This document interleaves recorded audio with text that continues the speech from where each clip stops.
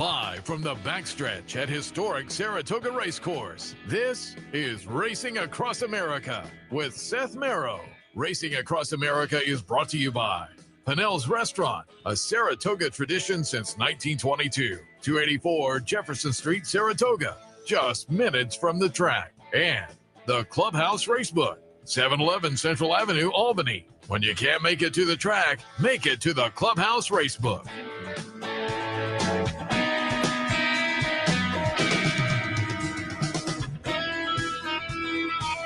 Good morning. Welcome to Racing Across America on this beautiful Whitney morning, live from our Saratoga location right in front of Clare Court, where there has been plenty of activity behind us, plenty of activity in front of us with not only car traffic, but horse traffic as well, as you would expect. But it is leading into a really nice afternoon of racing, and we're going to talk a little bit about it as we go along here. In an abbreviated edition of Racing Across America, we're going to wind things up at 10:30 because there is an early post. There is a 12:05 post today. That means the NYRA pregame will fire up at about 10:35, so we'll get off before that. But we have plenty to cover in the meantime, and we'll start things off with our friend Kali Francois. Again, up from Maryland, no racing in Maryland during the Saratoga season, so we're lucky enough to have her plugged in here, see her here on Saturday mornings, bouncing around the backstretch and grabbing some video. We have some of that this morning, but then you can catch her also paddock commentaries later on today, live on Saturday afternoons as well. Kali, good morning. Yeah, good morning, Seth. Again, thank you guys for having me on the show and bringing me back to Saratoga, a place that I kind of am very familiar with and know and love. So it's good to be back. It's good to be back with the family, essentially. There you go. I like that. And again, tie in this afternoon for the paddock commentary as well. We mentioned it because we had you on Sunday. Last Saturday afternoon, you kind of landed a nice long shot in the nightcap, ran second, right, at 33-1, I think. Correct. It was long on the turf. It was the first time this one was going on the turf from sprinting distances, but the only half sibling, the only win was routing on the grass. So the physicals looked okay in the paddock once the tack got put on, and just kind of away it went. Didn't stop. Like that. Very good. And we'll get some ideas for this afternoon in a moment. But as I say, been bouncing around the backstretch a little bit and getting some videotape. This week you talked to Rob. Rob's right back here, right? He is. He's actually over by the test barn. So he's over by John. Okay, he used to be back here because I interviewed him a couple of years ago, and he was on the other side of Clare Court. So he's had to move, obviously, but you caught up with him. Tee up the tape. I did. Before we're going to talk about, of course, his runner Neat and the 4-star Dave. A price of 20-1, but interesting story behind this one. Let's go ahead and take a look at what Rob has to say about this guy. Indicator that said to you that, hey, this is a grade 1 type horse? After his race in Kentucky Downs, we turned him out at Randy's farm at Twin Creeks for a little stint there. And when he came back, it was pretty obvious that he'd gotten bigger and stronger, and he was breezing a lot better.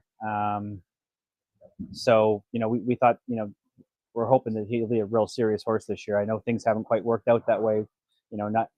Nothing to do with him, but just having some bad luck in his races and that. So, I think his last race, overcoming that trouble and still coming within 2 lengths of winning, I think was a pretty good indicator that, I think he belongs with this group. So, we're hoping that, we get a better trip and he can prove that to everyone. Speaking of troubled trips, it's kind of been a little bit of the MO. Why don't we go over the 2 Maryland races leading up into the effort last time out at Saratoga? It's kind of funny you say that because he's always kind of had troubled trips off and on throughout his career. And when he was 3, he had a couple of troubled trips earlier in the year and he was able to overcome them. This year he just, I don't think it was him not being able to overcome them. I think he was just in impossible situations where, nobody could overcome those kind of trips. But, he still was game and he fought to the end and still showed up every race. So, back in Maryland, that was just, going in the first turn, he got taken out and he got shuffled back to last. And then he had the ultra course and at least 2 times and he still finished within, a few lengths. So that was definitely a nightmare trip that we had there. And let's get into Saturday's race. You draw the 10 post. What are your thoughts on that? It's pretty far out there. It's probably not the best place to be, but I guess you'll be out of trouble. Playing the break and Junior knows him so well, and he rides this turf course so good that I'm confident in him that he'll be able to work out a trip for us. Perfect. And how's he been doing since the lead up? Really well, really well. We're very happy with him. We breezed him on the turf a few weeks ago, and he was. I thought he was impressive. My assistant Jesse was on him, and he was really confident with him, and the horse was continued to carry good weight and energy. So we're excited for the opportunity. Perfect. Well, best of luck, and here's hoping to a clean trip. And that's kind of the attitude that you're going to be bringing into Saturday's race, right? Definitely. Perfect. All right. Best of luck. Thanks, Kelly. With Rob Atras about this one. Listen, I've seen this one back. I saw this one all the way back in Kentucky Downs when I was working the simulcast there. And then since then, I've just by proxy, I've seen this horse be running in Maryland and just getting just the Henry Clark. That was just a god-awful trip in that effort going into the first turn. And then the dinner party, just terrible footing. It's been like that for the past 2 years, but this horse will be a standout in the paddock. He looks phenomenal. The difference between his 3 to 4 year old year, just a huge difference from what I've seen when I saw him back here in Maryland. So looking forward, I like that outside post, just keeps him out of trouble here, Seth. Very good. Yeah. I pulled up a little tape as well. And we may get a chance to talk a little bit. We talked about it on the handicapping show earlier. I'll get your opinion as well after the tape. But after the DQ yesterday in the Hall of Fame, Luther was declared the winner. Mm-hmm. And the trainer wasn't here. The assistant trainer wasn't here. It was the traveling lad. And I think he said his name was Stuart Ritchie, and I apologize if I have that wrong. But as I say, it was not the trainer, the assistant trainer, it was the traveling lad. Yeah. But he had a couple of thoughts after the race as well in the winner's circle. So we're going to show him coming across the finish line. You're going to get a look at the DQ incident on the first turn, then hear from the traveling lad, and then we'll come back and talk about it. Here it comes. Zulu Kingdom will win the National Museum of Racing Hall of Fame by 2 lengths. A tremendous effort out of Luther in defeat. And then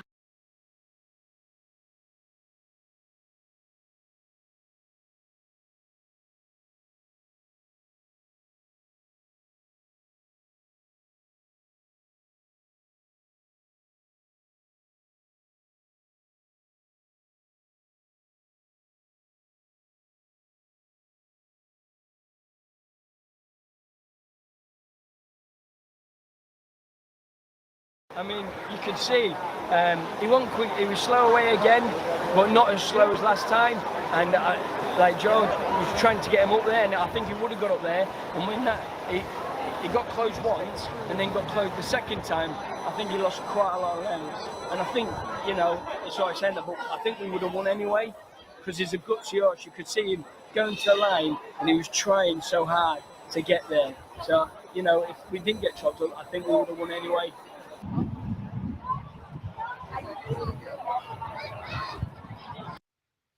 And again, you got a shot at the DQ there, both the pan shot and the overhead. We showed some screen caps I picked up on the handicapping show earlier, where in the first shot, Zulu Kingdom, there you see it. He's in the 3 path. Mm-hmm. And then it's a few strides later, he's in about the 2.5 path. And if you have 2 horses inside of you, 2.5 is not giving him enough room. And then a few strides later, he's in what I think is the 2 path and hasn't cleared. And so with 2 horses inside. And so I said, social media yesterday was kind of outraged and saying, worst DQ or one of the worst. And I thought I could absolutely make the case here.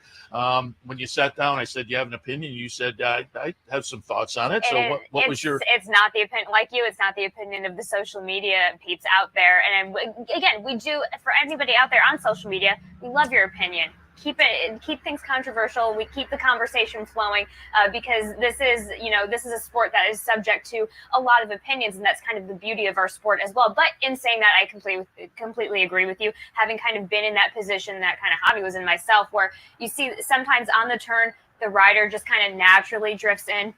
Flavien didn't. Flavien's a great rider, but he didn't look in at all, and that's where the DQ kind of came about. So it's just the natural drifting. But yeah, it was quite obvious that it should have been taken down. Yeah, as I say, I'm glad I wasn't a steward in that situation. I could make a case either way, but my point on the first show was that was not the worst DQ. I could clearly make the case. And Anthony Mormino was clearly very much in your camp thinking, didn't look, and so he was also for the DQ. So again, I just wanted to kind of make the point that the outrage, and I no matter what happens on a DQ, somebody's disappointed, but it was far more of a situation where you could have made the case either way than social media was making it. And in that case, not everybody's going to be happy. So it's no matter. I think no matter which way you would have taken it, there were about half of the people on social media, IBX, Twitter, that weren't going to be happy about it. So you kind of just have to deal with the outrage a little bit. All right, let's get some opinions for this afternoon. First up in the Whitney, I talked about it a few minutes ago on the Handicappers Report. I couldn't get past Fierceness, the great record up here at Saratoga. We had a nice second behind Raging Torrent, who was just fabulous that day in the Met Mile. I went there. Sierra Leone is interesting to me. White Barrio, I'm looking for a rebound. What did you see in the Whitney? So obviously opening things up with Fierceness, just had to get used on a little bit early on, and then we get back to a fast track for this guy. This guy wants no part of any kind of wet surface at all. He's now in the, he's older. He tolerates the wet surface, but he doesn't love it. So that's where I go on top. Sierra Leone, it's hard. I get kind of chalky here, and I don't like to be, but in comparison to his kind of schedule getting into this race as compared to last, he's kind of finally getting into that flow. And that's exactly what Chad Brown is known for, is getting these horses in the right spots at the right time. And that's where we land. I think we can expect big things out of Sierra Leone here today. Wanted to throw in the number 10 post time. He's been in the money every single time he's run. He's familiar with this track. He loves this track. I was out there with the Brittany Russell contingency, the posse out yesterday, and talking to Emma Wolf, the assistant who does ride him as well. First day out, he was kind of dragging his toes along the ground a little bit. He thought he was still at Fairhill, but yesterday out there, he really dug into the surface, and he's absolutely loving it back out here. So I think, and on top of that, talking with Sheldon Russell before the deputed testimony, kind of looking to correct a little bit of being too far back in the blame. And yes, so the deputed testimony, they treat these Maryland races essentially as schooling races. So Sheldon got his opportunity to sit just right behind the pacemakers, and that's really kind of, not that we're going to expect any really different trip out of post time, but we're going to be expecting better than what we got in the blame two back. Yeah, nice confidence builder in the deputed testimony, certainly. And based down in the Mid-Atlantic region, your home turf, Brittany Russell. I keep landing on these horses I see in Maryland. It's just what I see. And but when you're also talking about it, just, you mentioned Highland Falls, don't be surprised if we just see a bomb performance out of this guy here today. Yeah, it's a fun addition. Yeah. And just quickly, some thoughts on the aforementioned 4-star Dave for me in here. I said on the Handicappers Report, Johan's intellect and deterministic. I literally have scratch marks where I changed the position for all three of them, but I eventually landed on the Southern California horse. Not thrilled about the layup, but the workouts jump off the page. And they do. This horse is just so reliable and so dependent here. I mean, obviously the favorite for a reason. I think this guy personally just loves coming off of the layoff, to put it in short. I mean, I've got a ton of notes on this guy, and maybe I'll be able to highlight that in the Paddock Show in the afternoon. Feel free to tune in on our OTB, but he's the favorite for a reason. I love the connections here. Very dependable here. I go underneath with the number 6. I think intellect for Chad Brown. We can expect a lot of runs out of this horse. This horse is just knocking on the door. And, two back came from way off the pace, and awesome effort, just couldn't get to the winner. And then last time out, he was in front by a length, and he kind of stopped when he was by himself, kind of got re-engaged when Think Big kind of came up to the inside on him. So I think, the connections are really just going to kind of time that right with him this time. Fun break. Yeah. Another fun stake on a day full of fun stakes, and 2-year-old races today, as usual, up here on a big stakes day. The 2-year-old races are very nice. It should be a really fun afternoon. Again, the weather is gorgeous. If you're headed up, you pick the day. Kali, as always, appreciate the visit. We'll see you next week. Thanks for having me. We'll see you later today in the paddock. I'll see you guys this afternoon in the paddock here. I'm going to try and see if I can start in the 4-star Dave, because you got to just start with the mistakes in the 4-star Dave. Sounds good. All right, we'll take a break. When we come back, Tim Wilkin in the green room. We'll talk to Tim. He's been bouncing around the backstretch the whole meet, but clearly this Whitney week as well. Stay tuned.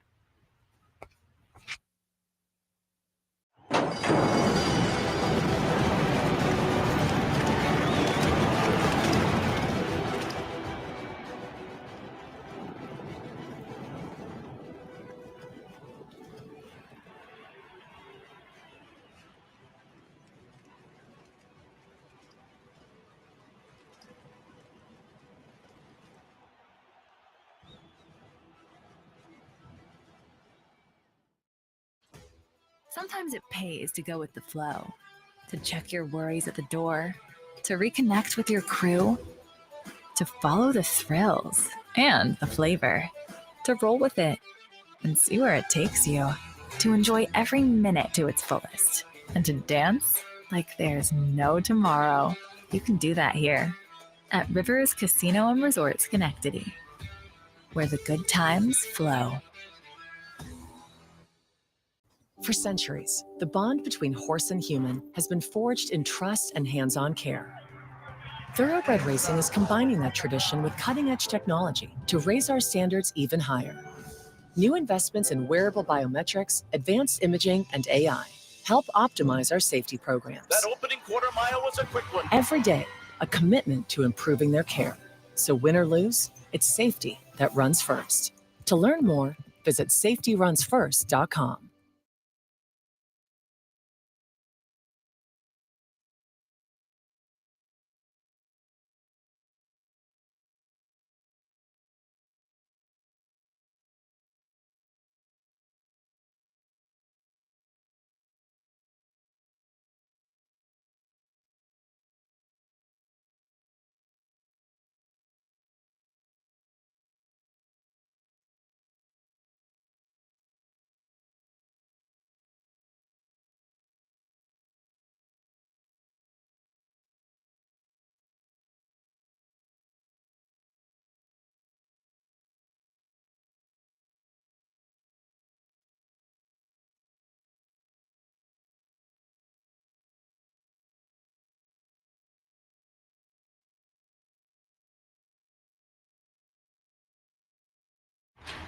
Welcome back to Racing Across America. As promised before the break, joined by our friend Tim Wilkin, covering the meet for TDN, Thoroughbred Daily News, and happy to have Tim join us because he bounces around the backstretch pretty much every morning, and this Whitney week as well. Tim, good morning. Good morning, Seth. Beautiful morning here in Saratoga. It is a gorgeous morning. And I'll ask you, because you've been coming here years as well. Early in the meet, there were a couple of days where crowds were light, and I said, well, wait, August rolls around. And then yesterday, it was like a light switch. August 1st, it was like a Saturday-sized crowd over there. It was like a light switch went on. The thing about it is, when the regular opening day for the 40-day meet came around, yeah, it was a ho-hum because we've already had 9 races. The days of racing. We had the Belmont Stakes Festival. We had the 4th of July Festival. And it just seemed like, we've already been here. There wasn't the anticipation, the juice that they've had in years past for opening day. But starting yesterday and the rest of the way, I think we're going to have really good crowds, especially on the weekends. Given what we saw yesterday, I think today is going to be blockbuster because it's a gorgeous day. Well, I was just driving through the track area to come over here on the golf cart, and you can't find a picnic table to be had, and there's all kinds of chairs around. People have already, secured their spots, so I'm thinking they might get 40 today. Yeah, it wouldn't surprise me at all, given what we saw yesterday. As I noted, you've been bouncing around the backstretch. Anything notable here on Whitney Week? Well, Whitney Week is always an exciting week. It's and the fact this year, maybe last year not so much because the older horse division was But this year you got maybe one of the strongest older horse divisions we've had in years with the likes of Fierceness and Sierra Leone and White. It's last year's 3-year-olds who didn't get good until the end of the year. Yeah. But starting the beginning of this year's 4-year-olds, they kind of stepped up, and you knew that older division was going to be strong. I mean, Sierra Leone, the Breeders' Cup Classic champion, Fierceness won the Travers last year. White Abaria won this race 2 years ago. In fine fashion. He won on his way to the Breeders' Cup Classic Championship. And, he won the Pegasus World Cup this year.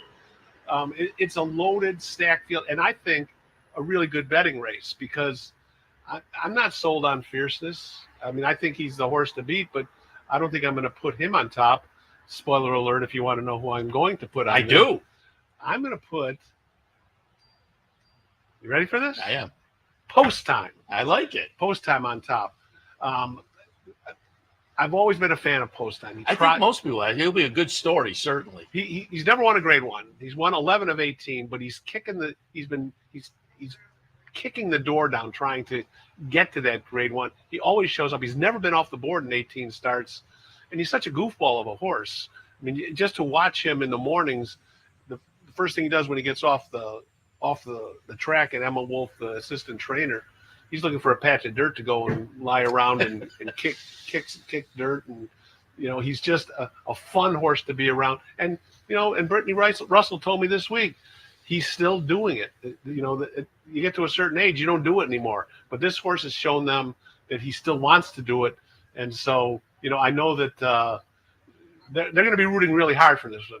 Maybe, I don't know if he's on every day, 9 out of 10 races, if he'd probably lose this race. But this one might be the one day. And it's fun also because Brittany Russell, for folks who aren't familiar, although I think over the past few years people have, down in the Mid-Atlantic region, she's been phenomenal the past few years. But also her husband gets on board, Sheldon Russell, and people may not be familiar, but that's the relationship. So as I say, I think a fun story. I think that Sheldon's ridden post-time 15 of the 18 starts. He didn't ride the first 3, but, they're a perfect pair. And, I'll have a few dollars on post time. Yeah, no. I mean, but Sierra Leone, if he gets the pace, he's going to be dangerous. Fierceness being out in the clear is a big plus for him. I mean, it's a wonderful addition of this race.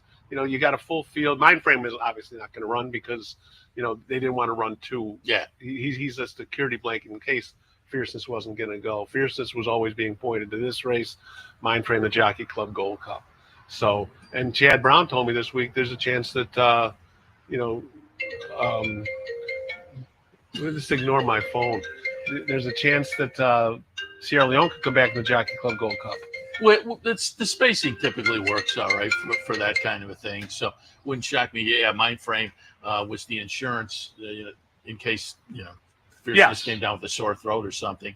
But any estimates if Fierceness wins? How many people Rapoli brings into the winner's circle? Oh, that phone. My phone You're always popular. rings. No, if I've talked to Mike Rapoli this week, and there's going to be about 60 in attendance today. He's already talked about he's paying for the food, he's paying for the drinks, he's paying for the party, but he said no one's paying for the antacid for him as he gets nervous for the race. Mike Rapoli, certainly a prominent person on Twitter and I didn't see it. Did you see the Netflix series where he was a prominent? I've watched the first 3 episodes of it. I said, it's well done. Yeah. I mean, it really is well done. And I'm behind. I get behind by doing things now because of the meat. But no, it's if anyone hasn't seen it and you have Netflix, check it out because it really is good. Yeah, and he was a prominent part of it. John Stewart. I had Katie Davison the other day. She was a prominently Kenny featured McPeak as well. was prominent. Yeah. Yeah. So. The other thing about on the backstretch, yesterday, Mystic Dan, the Derby winner, worked on the grass. Oh, I saw that. So has Kenny said that they're going to give it a shot?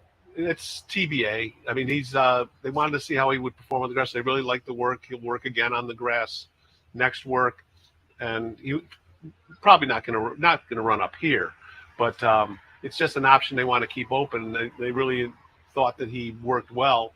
And the other Kenny McPeak horse that everyone's interested in is Torpedo Anna.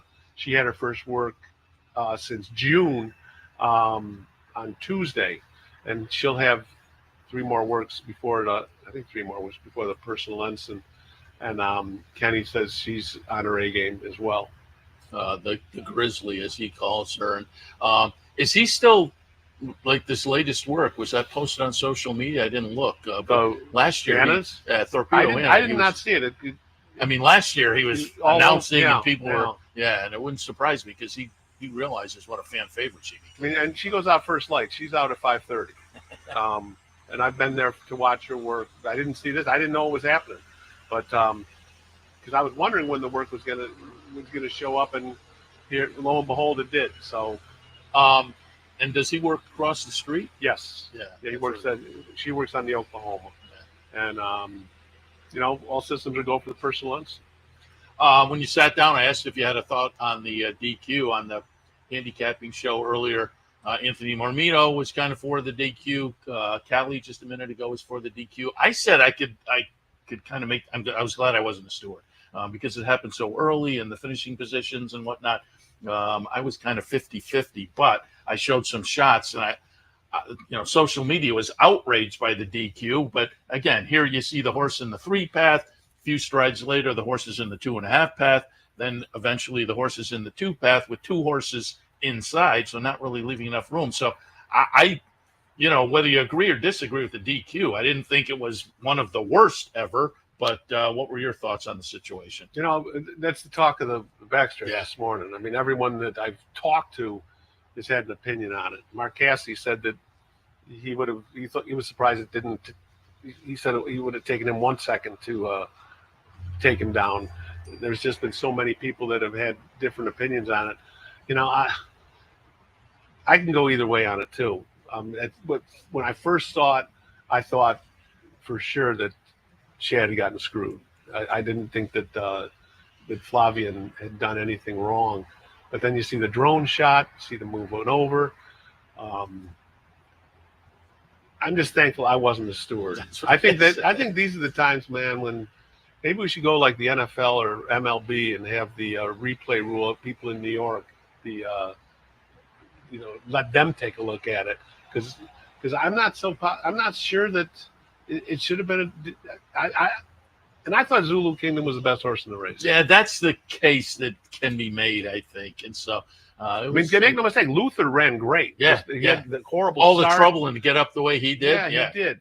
But I just think Zulu Kingdom was the best horse in the race, and it really was a tough call. And it's it happened the first eighth of mile, and if I was a steward, I wouldn't have taken him down. Yeah, and again, I can see both sides of it. It was a wild situation, certainly, and on the first turn. But the drone shot was interesting. Typically, that's not available, and I don't know whether the stewards have that available to you. I don't know. Or not. I have no idea. But that drone shot gave a whole different perspective as well. And we were talking earlier, social media. Oh, worst DQ or one of the worst, and I said. They weren't around for Alley Moose. That was the worst of all time. I'm surprised that Saratoga was still standing after that one because I thought they were going to burn the place down that day. That was bizarre. And I said to folks, probably a lot of people in the audience didn't remember, but they disqualified the wrong horse. Right. A horse that wasn't involved at all. Right. So, that goes up there in the Hall of Fame of worst DQs. It's a tough job being a steward. Yeah. I mean, there's no question about that. And it was a tough job yesterday. It's, human error sometimes. I didn't agree with it, but. And I give him credit. The New York steward now typically comes out, and he did make a statement after the race, and I think he sits down for a YouTube every week to kind of go over the steward. So I give him credit for that transparency there. I think a lot of the explanations are a little vanilla maybe, but at least they're doing it, which is something the industry hasn't done for many years. Yeah, exactly. I mean, I think he was on with Acacia on the Fox show, and good on them for doing that. I think that he should have been taking questions from the media too, but I don't believe they did. Yeah, I don't think so. Tim, appreciate the visit. We can see the NYRA pregame is going to kick off, so we'll send it over there again with the 12:04, 12:05 post time. But looks like a great card today. Great card, great weather. If you're not here, you should be. Yeah, exactly. And if you plan to come up, you picked the right day. It's a gorgeous day with great racing. Tim, as always, appreciate the visit. Your coverage in the TDN. Most every racing day you have something in, right? Every racing day. We have a notebook. I do a Q&A every week, and this week is one of the more interesting ones on Hal Cordero Jr. Very good. So that's an interesting one. We'll look forward to that as well. Tim, appreciate the visit. Thanks, Seth. All right, we'll wrap it up and get it over to the NYRA pregame show, which looks like it is coming up shortly. Don't forget, great day here. If you can't make it here, the Racebook. There is the King of the Hill contest today, so you can check that out down in Albany at the Racebook if you can't make it up here to the racetrack. Otherwise, I'll remind you that tomorrow morning, 9 a.m. Handicappers Award, 10 a.m. Loose on the Lead. We'll see you then.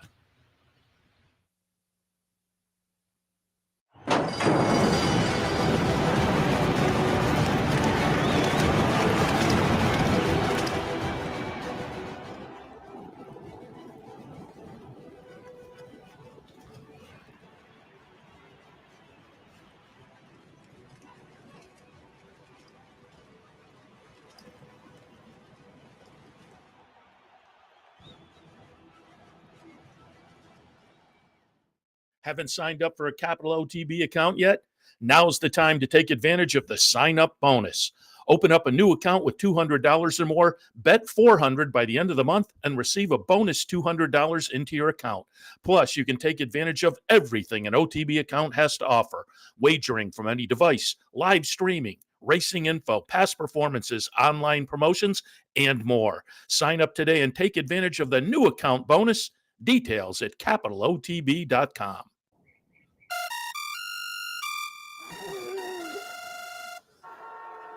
Come on. I want sales reports on my desk by Monday. Whoops. My bad. Love racing? RTN brings you every live simulcast on your home television, plus live video streaming and race replays on your PC and mobile devices. To order, visit rtn.tv. RTN, a breed apart. You've been watching Racing Across America. Racing Across America has been brought to you by Pinnell's Restaurant, a Saratoga tradition since 1922. 284 Jefferson Street, Saratoga, just minutes from the track. And the Clubhouse Racebook, 711 Central Avenue, Albany. When you can't make it to the track, make it to the Clubhouse Racebook. In the 9th, the Saratoga Derby Invitational. The 10th is the 100th running of the test, and it's presented by Ticketmaster. No changes. The 98th running of the Whitney is a win and you're in for the Breeders' Cup Classic Division. Scratch number 1, Mindframe. Note that number 6, Disarm, will race with